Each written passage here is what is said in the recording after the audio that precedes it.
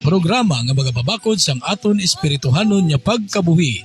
Subong man nagapabakod sang aton tagsa-tagsa ka mga pagtuo, pinaagi sa pagtuon kag pagpamalandong sa pulong sa Dios nga babasa naton sa Biblia ukon balaan nga kasulatan.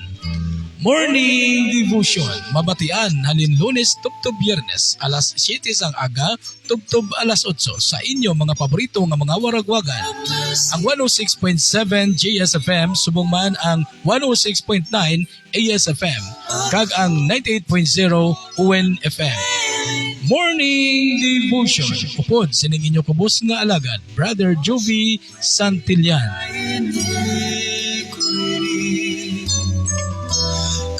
Me from my sin.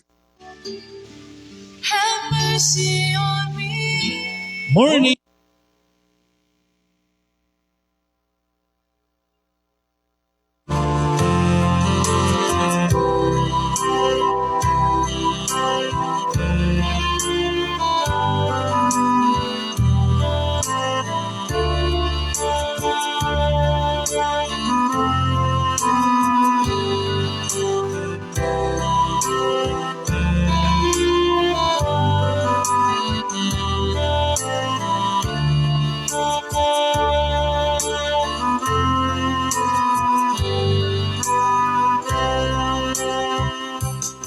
So good morning.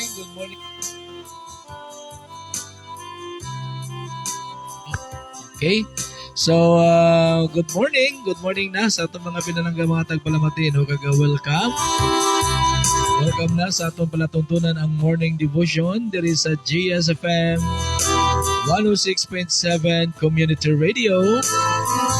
Broadcasting live, Hacienda Santa Cruz, Barangay Bangkiruan, Ciudad San Cadiz. Well, of course, upod dyan ninyo kubos nga lagad, tungtod nyo kay Cristo, Brother Jovi Santillan. And of course, makikobod mo natin siningaga ang aton yung mga FM station partners.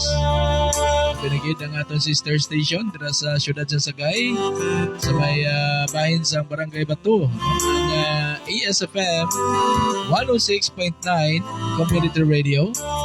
Upod sa kay Brother Rahil Andan, ang station manager sa ASFM. Upod man sa kay DJ White Rose, ang aton niya program director.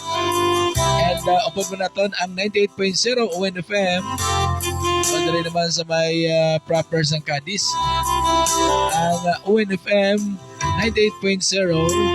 Upod sa kay station manager Arthur Dalencia and former councilor Sir Owen Disoyo and Councilor Maricel Ging Disoyo.